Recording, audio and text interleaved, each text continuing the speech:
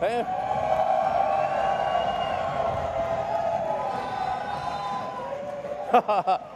Great outfit. Hey.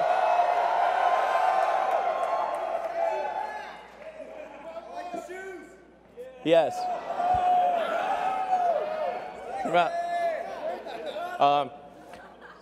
Yeah. Well, everyone, welcome to the Tesla Design Studio, where we've held many product unveilings before. Hope you guys all have a really great time tonight. I think I've never seen so many cameras in my entire life. This is cameras everywhere. So we're going to start off by just talking a bit about how did we get here. You know, what are the things that have led to this day? What are the cars like? How did Tesla start out? How did we, you know, where were we 10, 11 years ago? What has happened over that intervening time? You know, because it occurred to me that a lot of people, they only heard about Tesla maybe a year or two ago, and you know, electric cars are kind of like taken for granted, but there was a time when electric cars seemed very stupid. And it wasn't that long ago. And the idea of creating a car company was stupid, of course, and then making an electric car company was like stupidity squared. And so let's take a look at the first car we ever made, the Tesla Roadster. Yeah.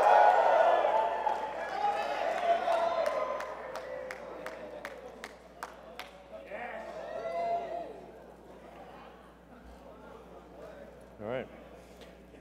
It's a bit small. It's great. It's great. So the crazy thing is, if you go back 11 years today, Tesla had made one car, that car. That's serial number one of Tesla. So that's my car, actually. So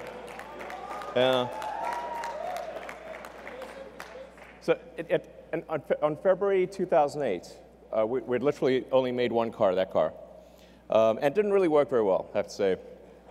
It broke down a lot. And it took us another 3 months just to make the second car.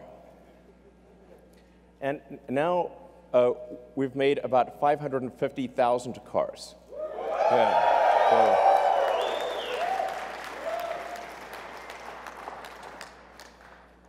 and after the Roadster, essentially what happened with the Roadster is we said, okay, we want to make a car, we want to really break the mold about how do people think about electric cars. Do they think about electric cars as being slow and ugly and poor performance? So we want to have a sports car, a car that is fast, looks good, sexy, that's right. Ha ha, you took the words out of my mouth. Exactly. Sexier. That's right. So the Roadster, the reason we did a sports car is we wanted to create a car that would break the mold for electric vehicles, and that would be sexy and fast and long range, and that's why we did the Roadster. People say that, well, you won't be able to make a car with those specifications, and if you do, nobody will buy it. So we had to prove those two things wrong. And then after we made the Roadster, they said, okay, sure, you can make some toy sports car, but you can't make a sedan. You can't. There's no way you could compete with the luxury sedans that are gasoline, because they're the best. And there's no way you could make an electric car that's like that. So we did. Model S.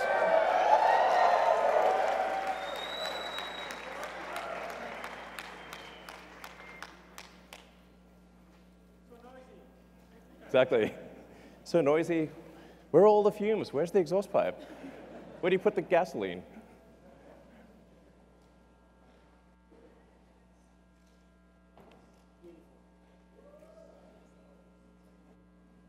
Yeah.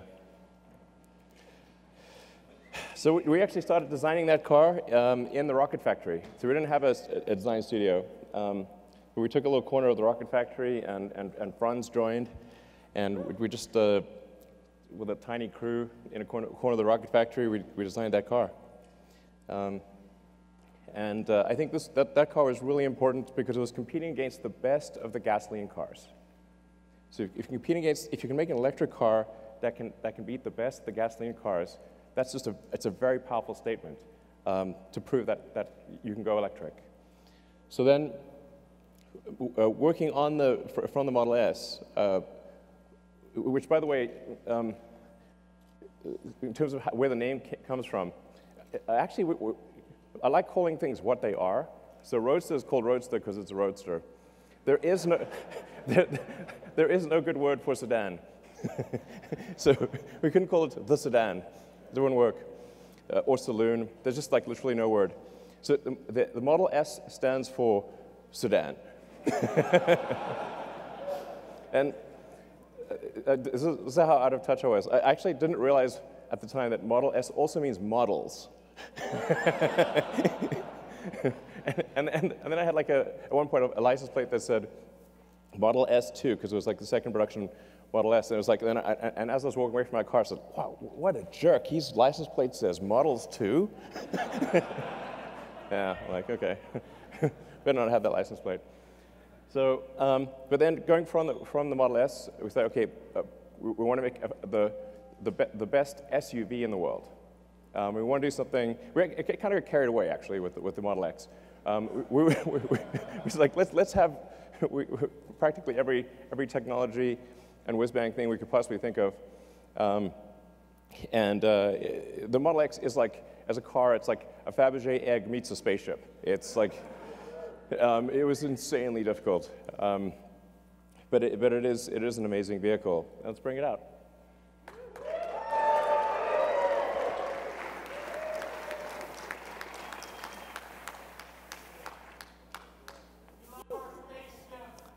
Cool.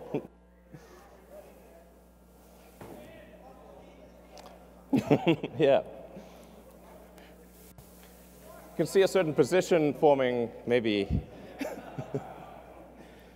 So the Model X, like I said, it really feels like a Fabergé egg spaceship. It's X for crossover SUV. But then after we had the Model S and Model X, I thought it'd be pretty funny if we had the Model E. But then like Ford threatened to sue us. Ford killed sex. But I said, what if we call it the Model 3? Because that's completely different from me. They said, that's fine. So we have the Model 3. Let's bring out the Model 3.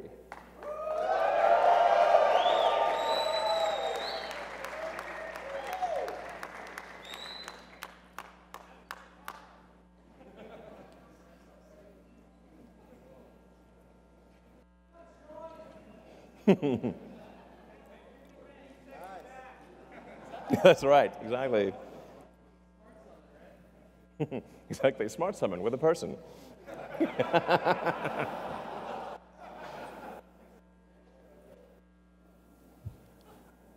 So we made the original Roadster, the Model S, the Model X, the Model 3, and then we also then made the new generation Roadster, which we'll bring in. Sweet. Hey, sure. Yeah, my man! So, yeah, here we have the original Roadster, the new Roadster.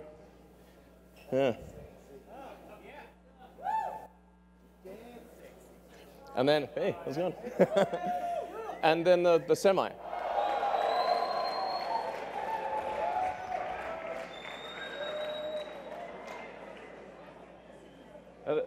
Actually, the Tesla Semi drove here nonstop all the way from the Bay Area.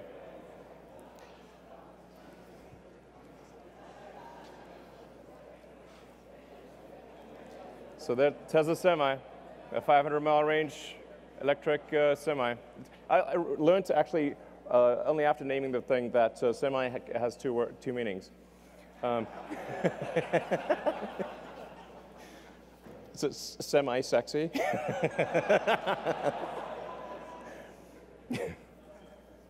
So yeah, so we're really excited about bringing those products to market, so that's sort of talking about our products. But then the factories are as much the product, if not more, than the vehicles themselves.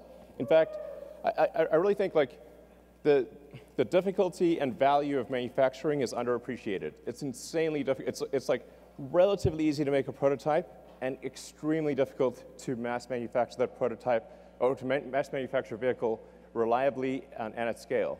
I mean, even for rockets, I'd say it's probably a factor of 10 harder to design the manufacturing system for a rocket than to design the rocket. And for cars, I'd say it's maybe 100 times harder to design the manufacturing system than to design the vehicle itself. That's what the free market. I don't mean to have it in black and white. It's like it's not so long ago. They didn't even have color cameras back then. It was 2010. But it was very bleak. It's like essentially when we acquired the Fremont factory, which used to be called NUMMI, people sort of thought, oh, you've got a car factory. Now, if you have a car, they sort of think if you have a car factory, you can just make any car. It's like, no, that's like saying you've got a box. And that box can have anything you want in it. No, only if you make the thing in the box. Although we did get get a very good deal on the NUMMI factory, Toyota and General Motors actually took all of the good equipment out, and anything that was like so useless it wasn't even worth the scrap was left. So it literally looked like that, but in color. And it took an enormous amount of effort by a very talented team to actually turn essentially what looked like a derelict warehouse into a working car factory. Yeah.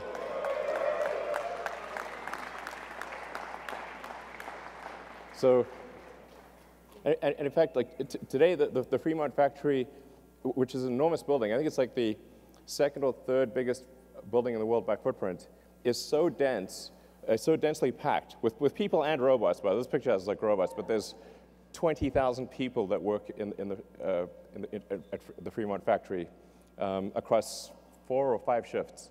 So it's really a massive amount of people and robots. So it's like this giant cybernetic collective.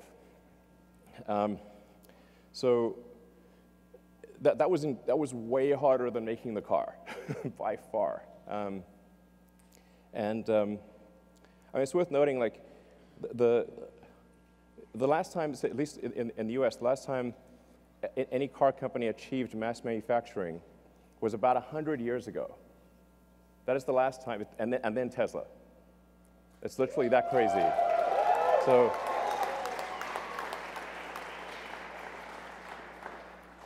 the issue is definitely not coming up with a car design. It is absolutely all about building the production system. You want to have a good product to build, but that's basically the easy part. Then the factory is the hard part. Then the challenge is like, okay, if we create a car factory, where the heck are the batteries and electric motors and power electronics going to come from? And that's where we need to say, okay, we better build something that's capable of 50 gigawatt hours at least of cell output, which at the time when we proposed the Gigafactory, I believe like total global output of lithium-ion batteries for all purposes, phones, laptops, certainly cars, anything, was about 30 gigawatt hours. So we're like, okay, well, just do the basic math. We need 50 gigawatt hours. So we better have a real big factory, or there's no way. So, we were going to build it in California, but like it would have taken 2 years just to get the permits. So we built the Gigafactory in the amount of time it would have taken to get the permits in California. That's what the Gigafactory looked like in 2010. It was basically rocks and bushes, okay? And now this is what it looks like now.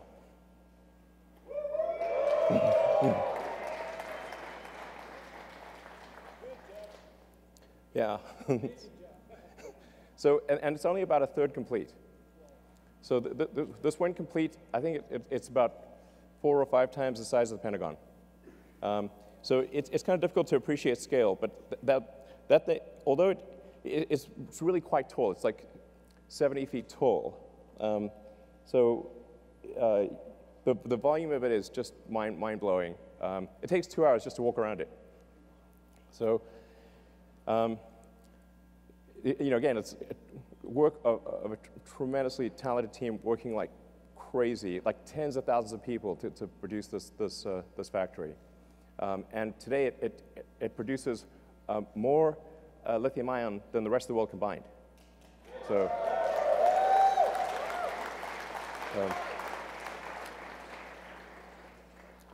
Now we're also building a factory in China, which I'm really excited about. As you can see, it's very impressive. Very impressive. A large puddle. So when I was there in January, that's what it looked like when we did the groundbreaking ceremony, and this is what it looks like now, 3 months later. But this is what it will look like at the end of the year.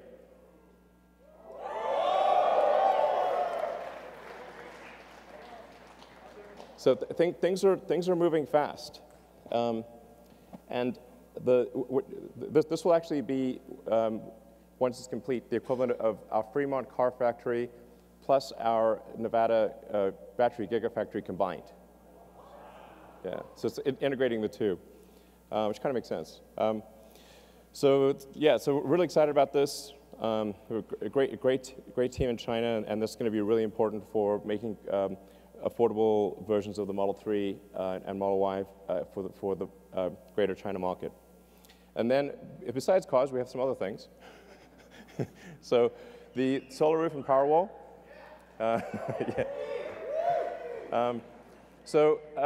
This is definitely going to be the year of the solar roof and Powerwall. Because of extreme challenges with the Model 3 production, we have to basically allocate all resources to Model 3 production because otherwise we're going to die. And so basically, it was pretty tight, I have to say. That was a hard one. I would say like 2018 is probably felt like aging 5 years in one. Honestly, it was really intense. So,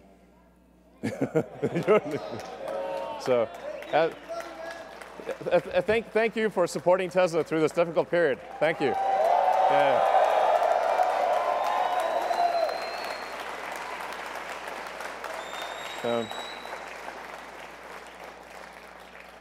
But now that Model 3 production is going pretty well, we're going to finally allocate engineering attention to the solar roof as well as the solar retrofit. I'm pretty excited about both the solar tile roof and the solar retrofit and Powerwall. Part of the reason we couldn't make Powerwall is we couldn't make enough cells. So we had to either allocate cells to the car or to the Powerwall. And I was like, well, we've got to make the cars. So then Powerwall got cell star, basically. But 2019, so we are now going to ramp it up. And then PowerPack. So PowerPack is kind of like our industrial strength battery storage system. We did the biggest battery storage system in the world in Australia. And yeah, that was really super cool. And then we're doing one that's roughly a gigawatt-hour scale in California.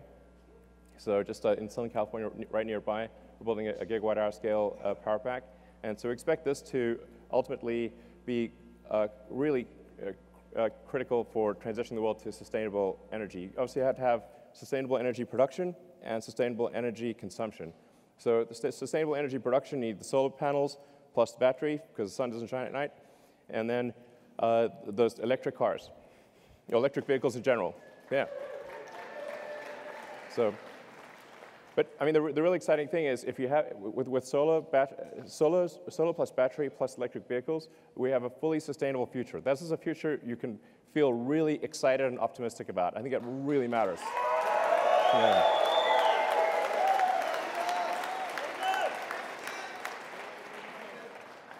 And then supercharging. So, you know, the first, in 2010, we had 0 superchargers. So there was no, you couldn't really drive long distances with an electric car in 2010. So it was like, well, okay, we better have some high power chargers, otherwise it's going to be extremely inconvenient to drive long distances. So built into the Model S was a high voltage DC bypass directly to the pack, so you can just sort of mainline power right into the pack. And then then nobody was building high power chargers, so like, okay, we better build these high power chargers because nobody's building them. And so we went from 0 superchargers to building a global network of superchargers. Yeah. Yeah, so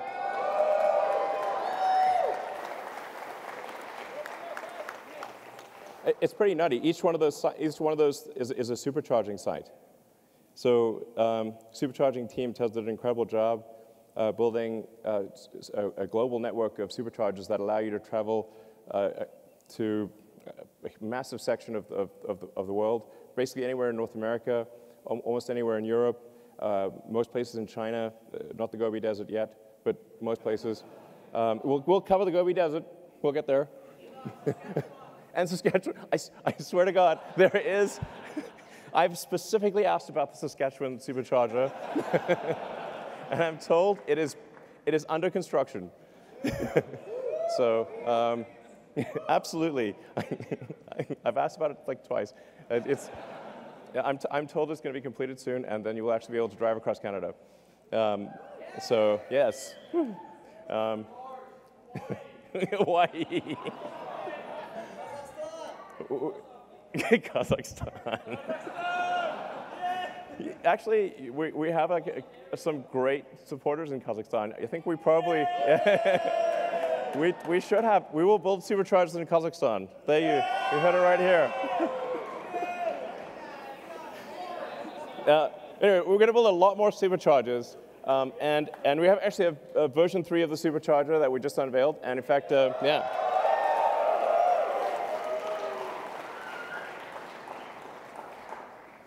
So the superchargers actually started out only at about 75 kilowatts, and now they're at, with version 3, 250 kilowatts, and we think probably can even go a little higher than that. And so if you've got a long-range Model 3, it's capable of charging at about 1,000 miles an hour or 1,600 kilometers an hour. Yeah. So, and we have one working in the Bay Area, and then the one here at the design studio is also working as of tonight. So, yeah. So we're going to be rolling out the version 3 supercharger throughout the world, just gradually upgrading the existing sites as well as adding new sites. So we did slow down the supercharger rollout a little bit because we wanted them to be version 3 instead of version 2. But now that we have version 3 running, and we're going to spool up production, and so you're going to have like a radical improvement in supercharging worldwide by sometime next year. Yeah. So in terms of where we are today, we got obviously the S3 and the X. We've made, I think, 550,000 vehicles, something like that. 12 months from now, we will have made about 1 million vehicles. So it's pretty wild to think that 11 years ago today, we had made literally 1 car, and a year from now, we will have made 1 million. Yeah. I mean, this is a testament to the incredible talent and effort of the people at Tesla. I was to say thank you to people at Tesla.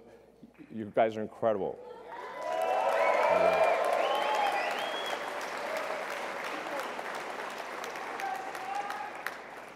So, yeah, and 4 million tons of CO2 saved.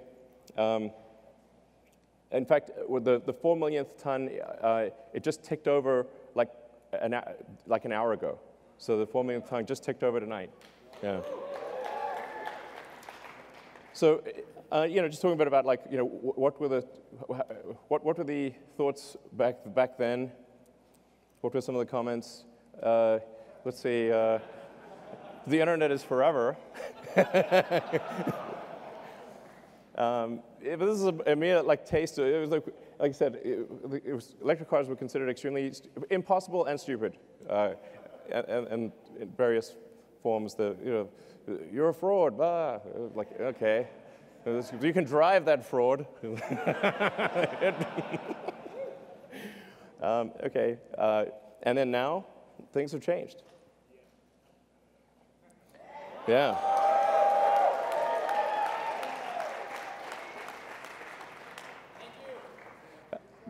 The goal of Tesla was literally this, is like, to what degree, in fact, when we created it, we're like, okay, the fundamental historic good of Tesla should be measured by the degree to which we accelerate the advent of sustainable energy and transport. And our goal all along has been to try to get the rest of the car industry to go electric. We did a joint venture thing with Toyota and with Mercedes. We open sourced our patents 3 or 4 years ago. Made them freely available, so it's extremely rewarding to see that the rest of the industry is going electric. This is great, great. So, and I was just wondering, like, where will Tesla be in 10 years?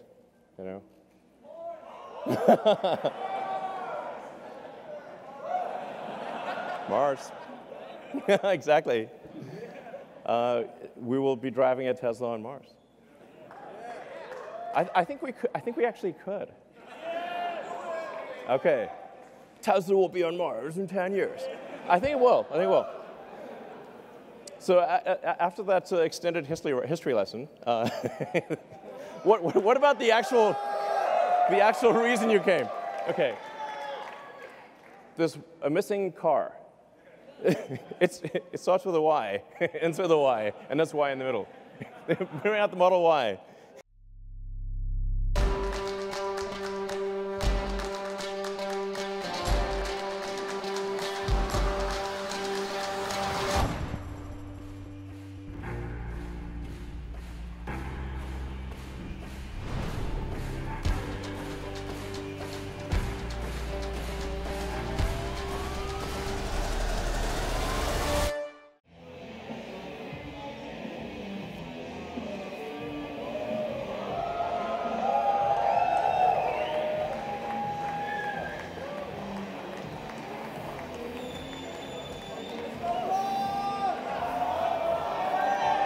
Okay.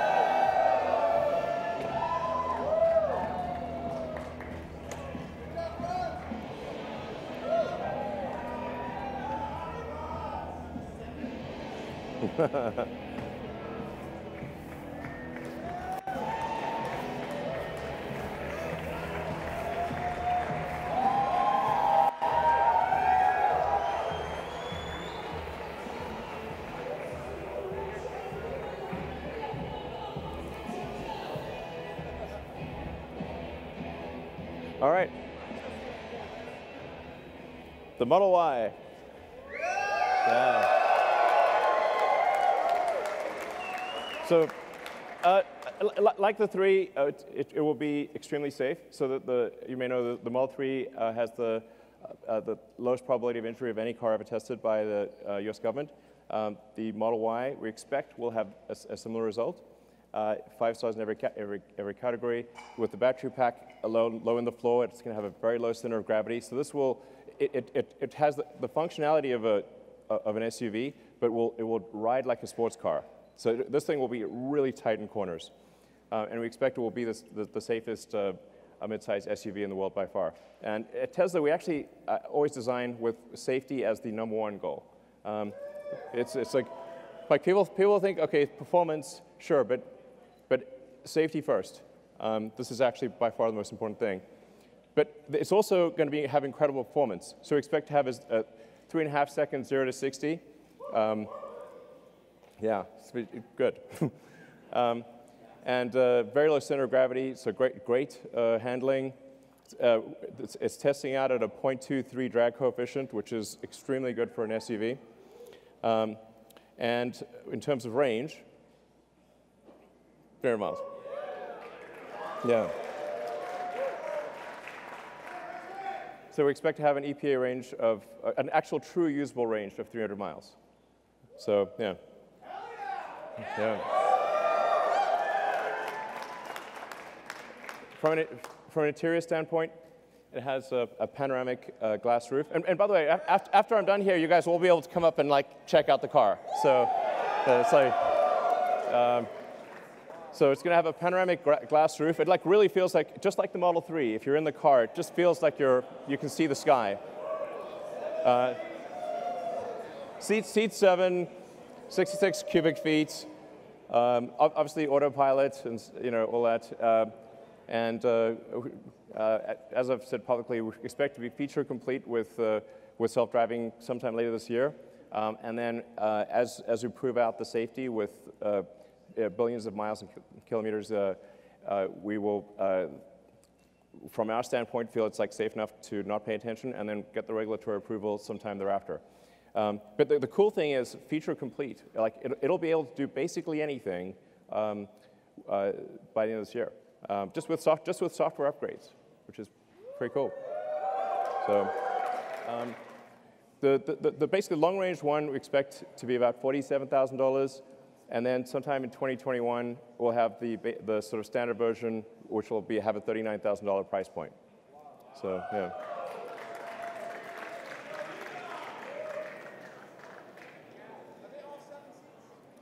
No, the 7 seats are optional. Yeah. Do you mean the lift gate? Yes. Okay. I mean, you never know. We might do better than this, but so it should be at least this good.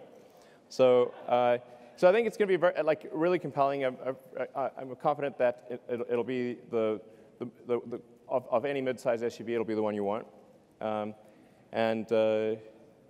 I think it'll probably sell. I think we'll probably do more Model Ys than X and 3 combined, most likely. Yeah. So. So there you have the sexy presentation. So, all right. Thank you all for coming. Those of you who are here and those of you who are watching, thank you very much for your support over the years. It's been, a hell of a ride. I love you too. I love you too. We are bringing sexy back quite literally. All right, thank you.